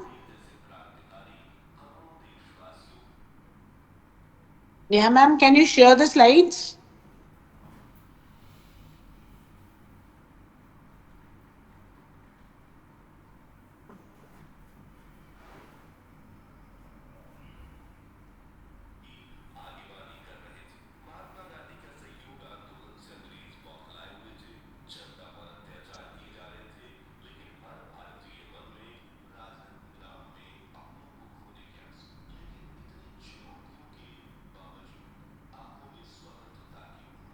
Ma'am, please can you share the slides?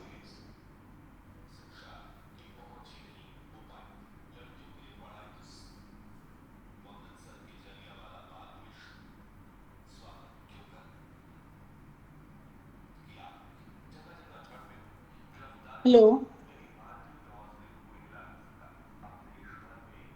Ma'am, can you share the slides, please?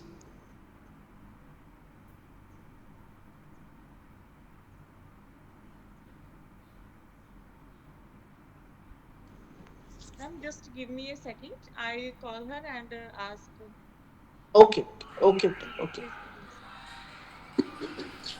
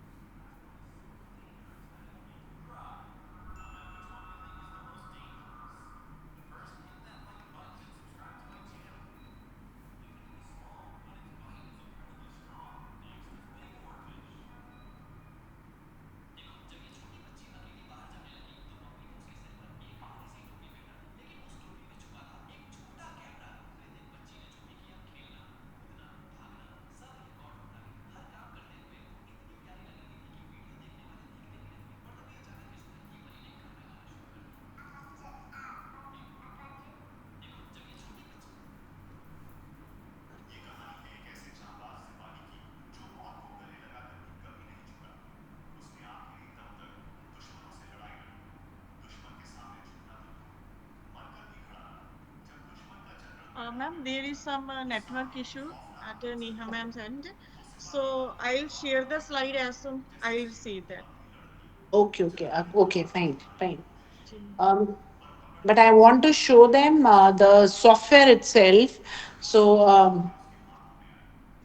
should आपकी and से screen share नहीं हो रही है ma'am? नहीं मेरे and से पता नहीं आई डोंट एक मिनट मैं करती हूँ आई हाँ जस्ट जी। डू इट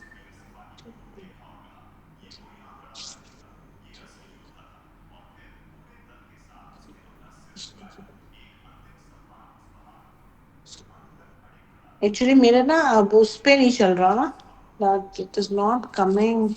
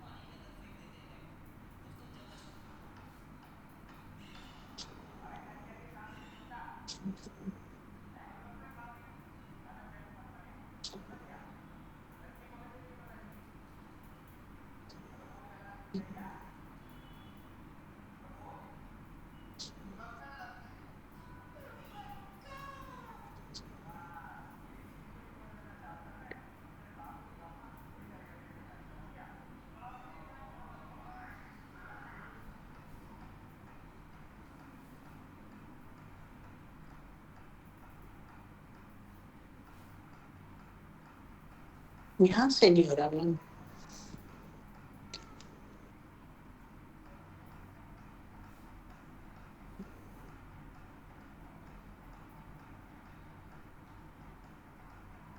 यहाँ पर कुछ आ रहा है. We could not share the file by using rejoining something.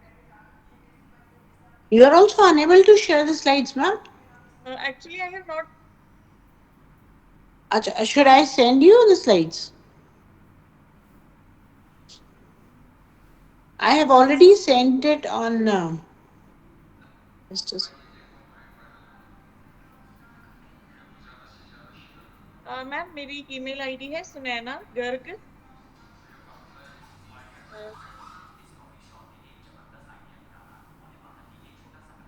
आप उस पे शेयर कर सकते हैं मैं आपको चैट में डालती हूँ अपनी email ID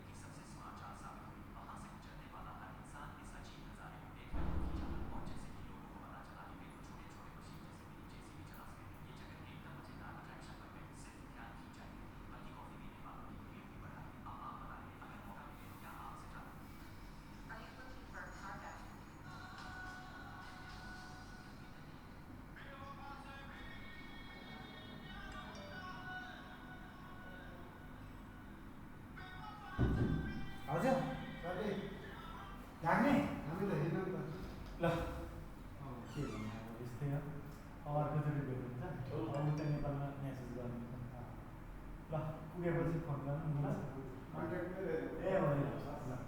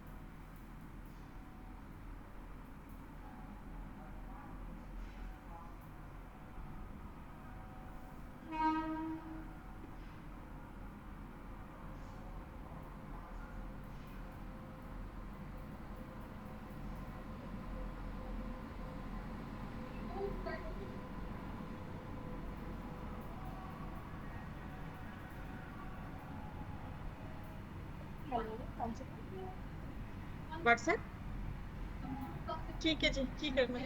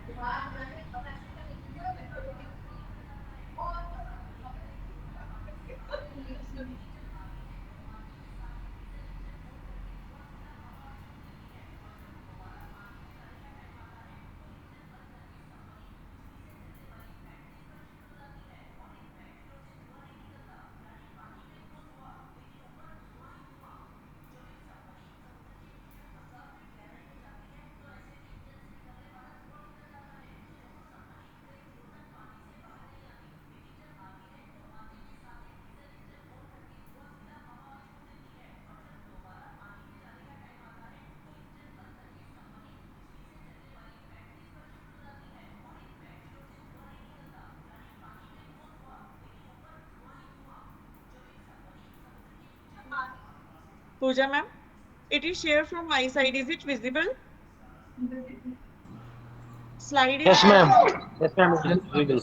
Yes, ma'am. Okay.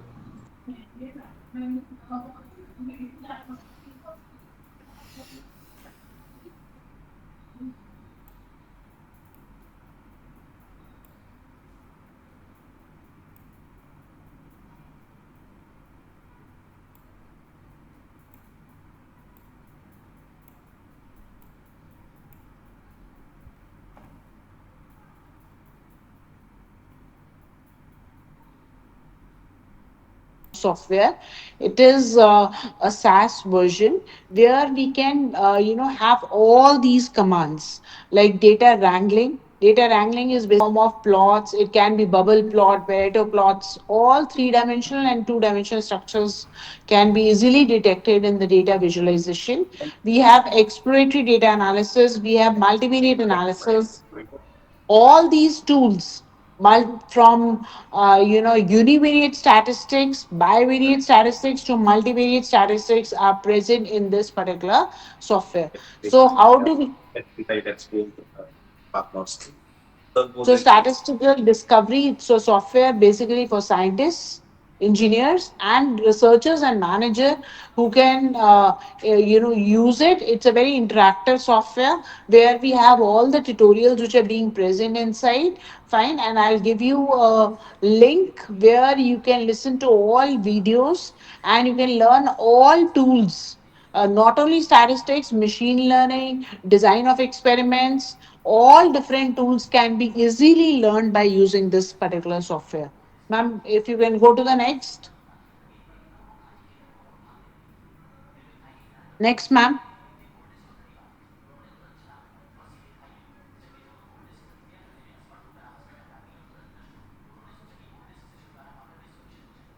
Next. Next slide, ma'am.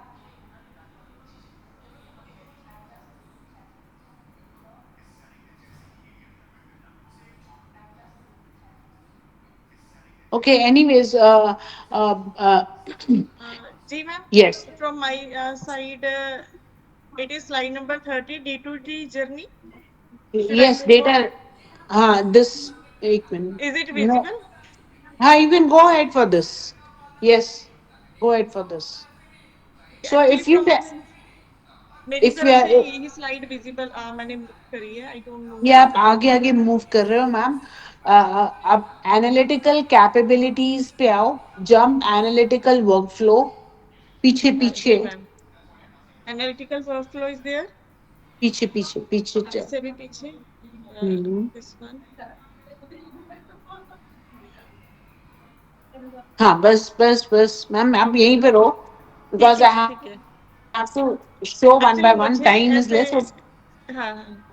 I'll tell you only word called next. अब next कर देना Okay. तब. ठीक है जी. ठीक है.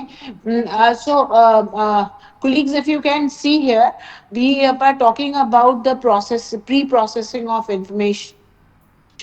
So here we can clean the data, the blending and cleaning. If you want to combine any data files, you can combine it. You can clean the data files right here inside this jump software.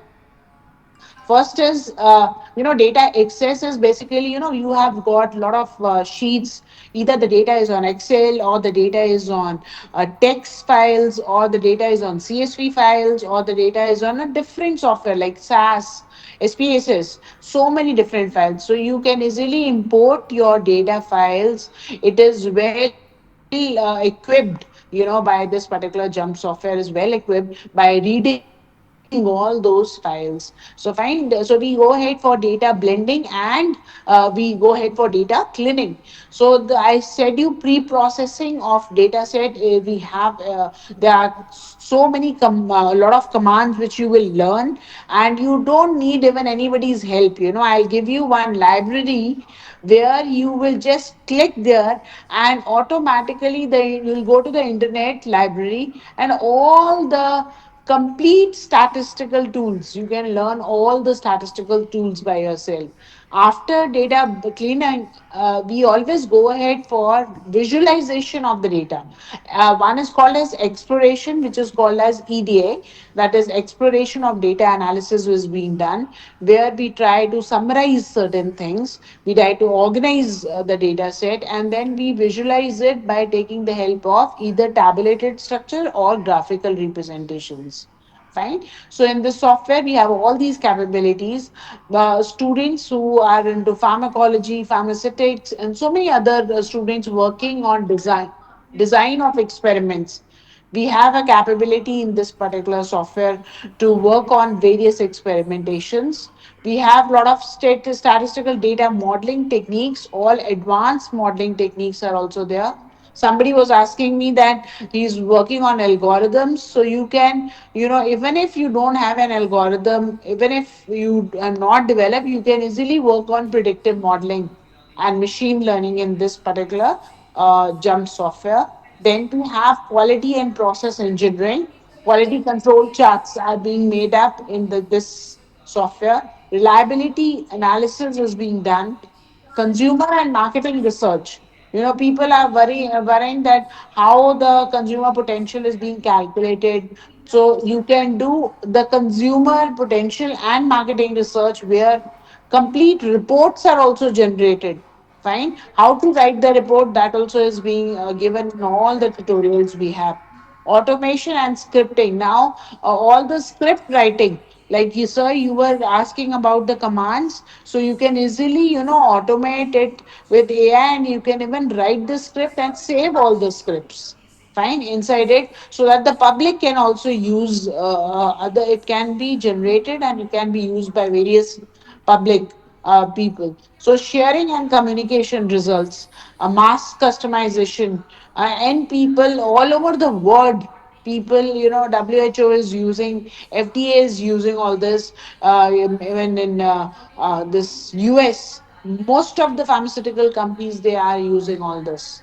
Fine, and it is very well supported by HTML files, and you can have business documents automatically which are being prepared. Ma'am, next. जी ma'am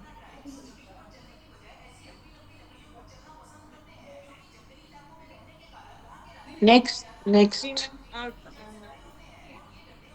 design of experiments No, ma'am, resources for learning and teaching with Jump. जी ma'am इससे next है ma'am, next. इसके ये next तो D to D हमने, हाँ जी, हमने चार्ट दिखा दिया ना ये सारा। ये भी, इससे भी नेक्स्ट। ऊपर लिखा हुआ है resources for learning and teaching with jump. Ma'am एक स्लाइड तो ये वाली है उसके लिए वो डायग्राम से पीछे था, अभी दिखा था, डायग्राम से पीछे था। हाँ, पीछे लो। ये वाला ये नहीं मैम, इससे इससे पीछे वाला, इससे पीछे। This one ma'am. Not this one. उसके ऊपर लिखा हुआ है resources for learning and teaching with jump. ऊपर लिखा हाँ, होता प्लीज। निकल गया आगे। Yes, this आगे one, this one, ma'am. जी Students, please kindly, my colleagues, basically, you don't want these days anybody's help. If you want to understand this Jump software, we have how to start. Complete installation package is given right here. Fine. Library is given right here. Step by step guide, and which is not only guide, there are videos attached. You just click into learning library. I just click into learning library, automatically, I get all these videos. There is course material. There we have a lot of case studies present. One page guide is a very beautiful guide. You can download it. You can step by step work on Jump, and you have a free statistical course. If you want to join a course for industrial perspective, for problem solving, there is a free online statistical course you can have right here. Fine. Yeah, YouTube videos also assisted. And the best part of Jump is that it has got sample data sets. That means go into sample index. You will have n different files, maybe 500 files, 500 different sample data sets are being present for each particular tool. They are using a different data set so that you can understand it clearly. How do we apply the software in and enhanced data sets are also present for advanced statistics, so that students can go into designing of through the statistical analysis. All experimental designs can easily be calculated. So next, ma'am, next. जी ma'am D to D journey Hanji, Hanji, yes. So D2D journey is nothing. You have to convert data into information. Data comes in a very raw form. We have to convert into information, collect good insights from the data, and then we approach to a particular decision. So this is a procedure, students, for research. You have to collect the data, check the quality of the data, and then we have to convert all these data to come to the real decision making perspective. Ma'am, next. जी ma'am types of data that is nominal हाँ, next, यही वाला nominal वाला। Okay जी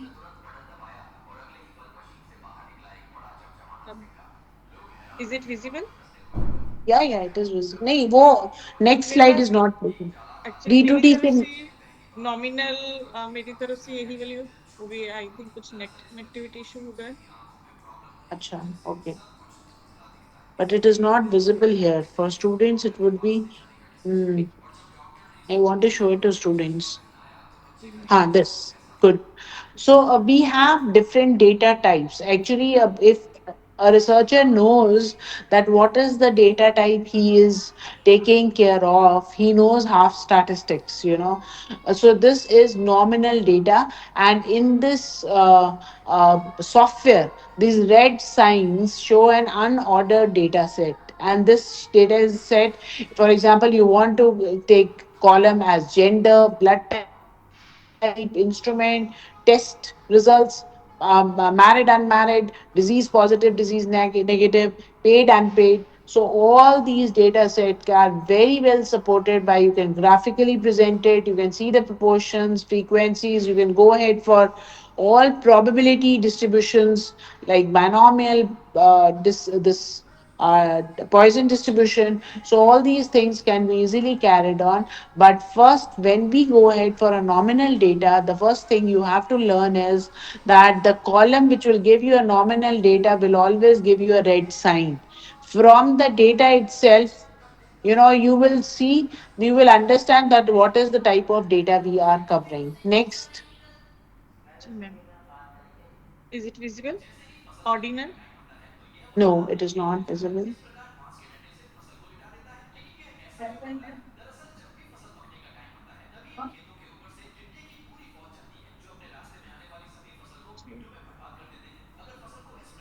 ये कुछ issue होगा क्योंकि मेरी तरफ से तो मैं साथ साथ कर रही हूँ। Actually, maybe we again. Ma'am, it's audible. It is there. If you see ordinal, the stats get changed. They will take a particular order. So automatically the data will take the order in the for example, if I take a monthly data, or I take the letter grades, I take the size, risk levels, or any disease stages, so I can easily go ahead for this particular information. Fine. So ordinal data is always represented in this software as a green sign. Green sign automatically means that we are talking about the ordinal information. So it can be represented when we see in the columns. In the column itself, you will get to know that is it a nominal information or it is an ordinal information. So then we have a continuous information. Next, जी is it ma'am, visible? Continuous from my side. it has come again nominal.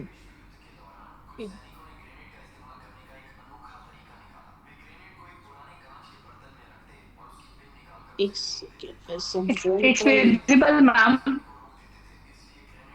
Yeah, it's visible now. So but there is this blue sign figure will come to us only in those cases if we have a continuous data which is being present inside the data figure, like height, weight, temperature, blood pressure, time, sales. So I hope you understand what is a continuous data, what is a nominal data, what is an ordinal data. Once we understand these type of the data sets, we can easily calculate the things further. We can do analysis in a better form until unless. But this software, what is the beauty of the software is, once we import the sheet from Excel to this software, it automatically recognizes that this data is nominal, this is ordinal, and this is interval. Right. So we move to next. जी ma'am. Unstructured text.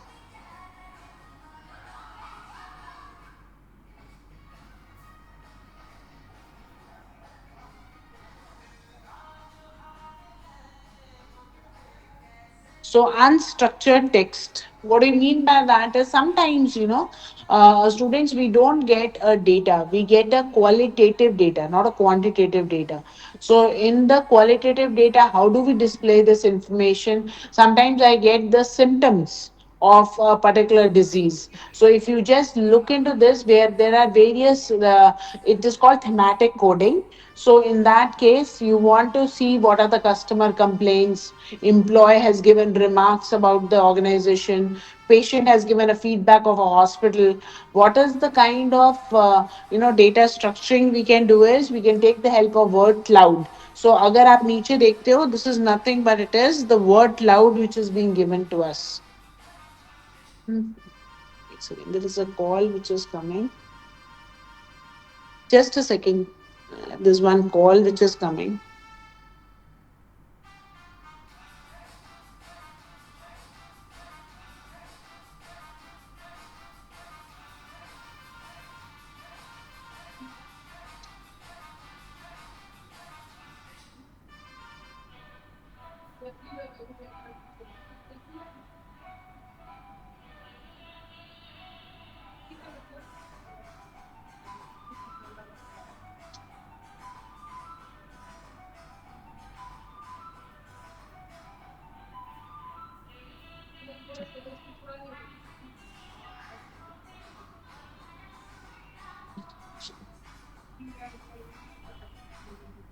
So, if you can see now, there's a word cloud which is being created, and can you see the size of the words which are being there? So, depending upon the size, these words are having a higher frequency count.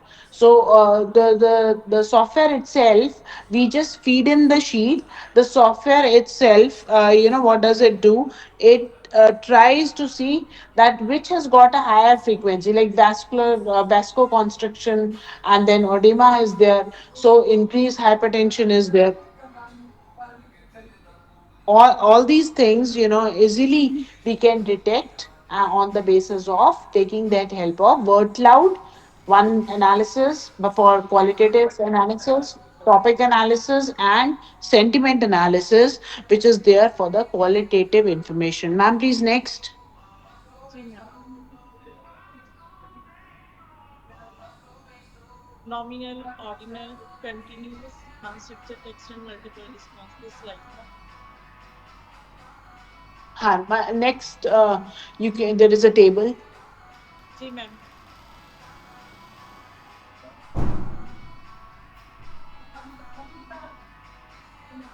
Is it not visible? I could have shown these my colleagues to the software. How does it run? But the point is that it is. I'm taking that mobile phone and I'm using that from the mobile. I'm being connected right here. So if you can see this, this is how we get in the software. Nominal is represented by red bars. This is ordinal is represented by green bars, and there's a triangle which represents continuous data. When we have unstructured data, which is called as a qualitative data, it is represented by lines. And when we have multiple responses, somebody says that I like this these restaurants together. Fine. When we have multiple responses, then we how to deal the data statistics, that also can easily be dealt in this particular software. Yes. Next, ma'am. जी ma'am. Modeling types. हाँ जी. हाँ ये वाली आगे करते हैं कोई नहीं. That's so getting your data into jump. That means in.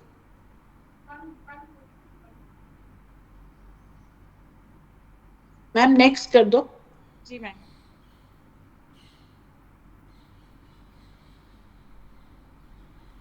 This one, create a new data table. Hanji, hanji. Getting your data first into Jump. That means we are, yes, ma'am, creating a new data table. You know what happens? This when you open this particular software, this will show you a very similar interface. Like it looks like an Excel. But no, it is not an Excel. We have under file, we have all these commands of opening, saving, you exporting the data files. Then we have tables. Then we have DOE, that is design of experiment. Under analyze, we have all the analysis. But the time you want to open the data file, it opens in this particular platform.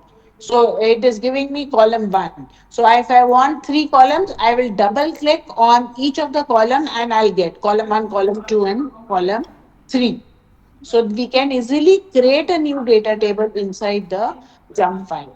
Next, ma'am. जी ma'am next से select next कर दो ma'am. जी ma'am double click वाला है. edit the column name then add other columns and input the data to the cells. हाँ जी, हाँ जी. Edit the column name. Now, for example, I entered the column called gender.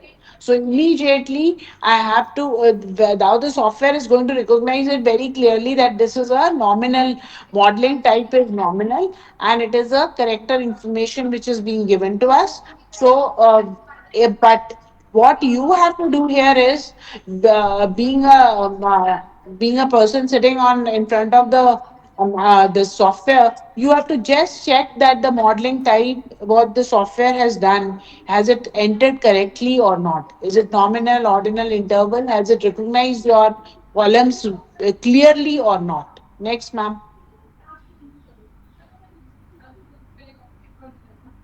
Ji ma'am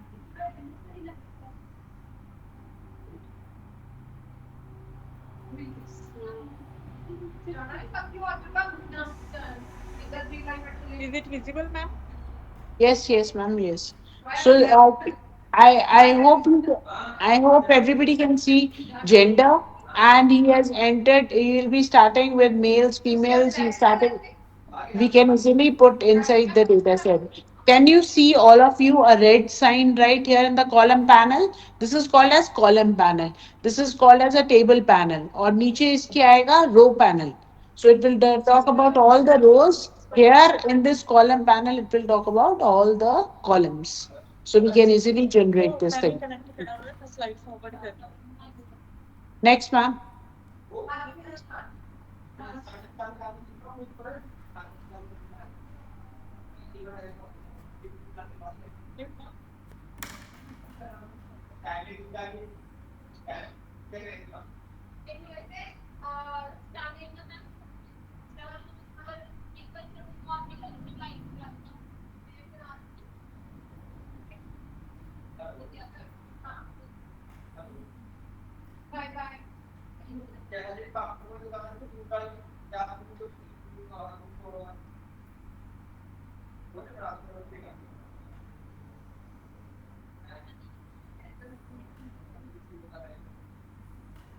Similarly, when you want to enter in the what you're observing for the next column is weight.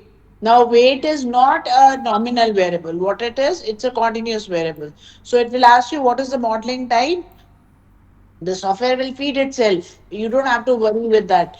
You just have to enter weight. Automatically, the software will say that the continuous variable is there. So we click OK, we put in all the five observations, and we try to work on the next. So this is how we are substituting a lot of columns and a lot of inputs inside our cells. So if I move row wise, it is talking about the each particular case.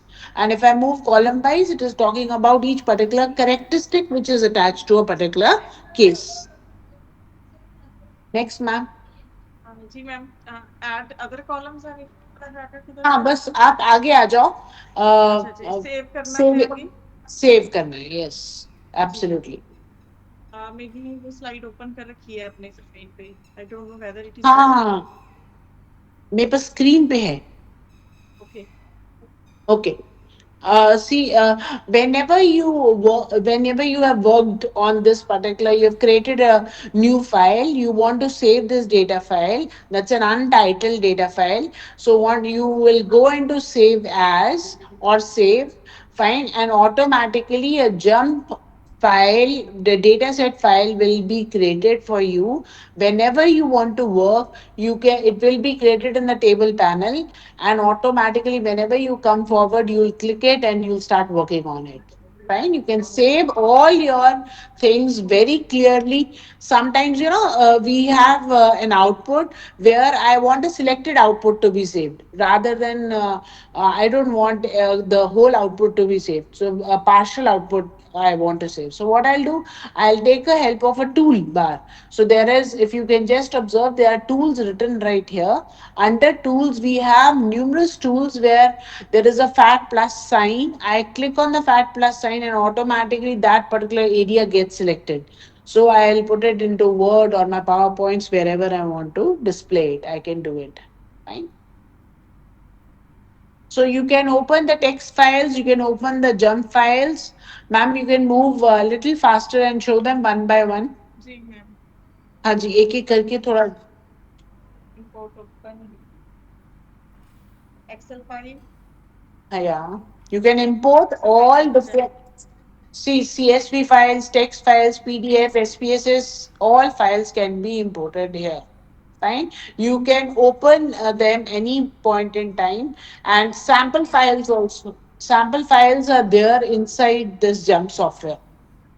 So you have to just give the commands.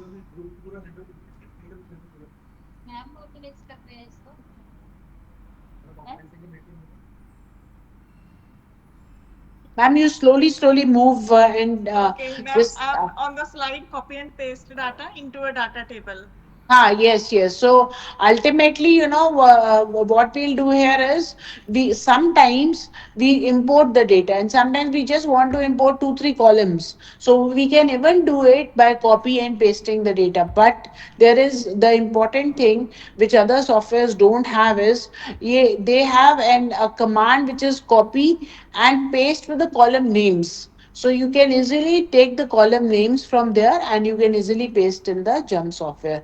Rather than when we go into SPSS, we have to feed in the information and then come back. It is very difficult at times. But here, what is the software? We don't have to paste it independently. We have to paste with the column name. There is a command paste with the column names. Fine. Ma'am, next. Ji ma'am import values edit So I think you can share these slides with the students. They can easily work on these particular slides. There is a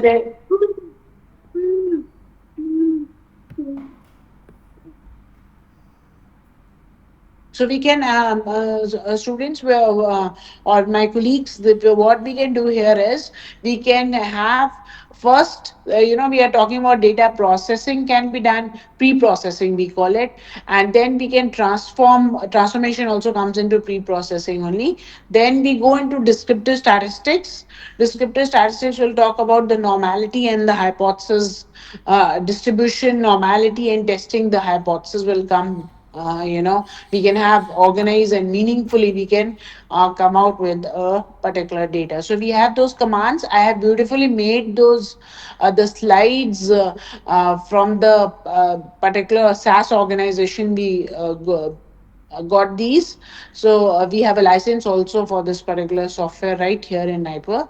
So here, if you just look into the data files will automatically in the column panel, you can see that various types of data can be clearly visible to us. And whatever analysis you want to perform, you can easily perform it. But there is one, if you go into library, there is one slide which is talking about the library of this particular software. Go into the library and you can learn all your statistical tools. Even you can see your the script writing, the codes which are being set for the algorithms which are being set for a particular analysis. That also can be visible. You can transform or make a formula for it by yourself. You can even publicly induce that formula inside if it is relevant and if the software accepts it. Fine. So, students, thou AI, we have to work on AI, but we have to work on the tools also very clearly. Still, a lot of things have to be worked upon. So, thank you, ma'am. इसको नहीं लगा Yes, ma'am. Yes. Thank you very Mm, much, ma'am. Lot of thank you. glint you have, deliver a knowledgeable session for us. So I request Stephen, Mr. Stephen, to please Yeah. give a vote of thanks to our resource person. Thank you. Is Stephen is there? Yes, ma'am. Yes, ma'am. I'm there. Please.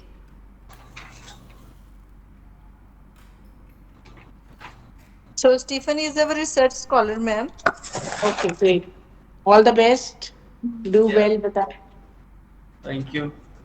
Yeah. I am Mr. Stephen Teji, a student of PhD in sociology. Thank you to Dr. Pooja Arora, the resource person of today's workshop. आपको अपना phone charger लगाना Dr. है Pooja Arora, नहीं a scientist, biostatistical, National Institute of Pharmaceutical Education and Research, NIPA, Mohali. Dr. Pooja Arora is a scientist in biostatistics.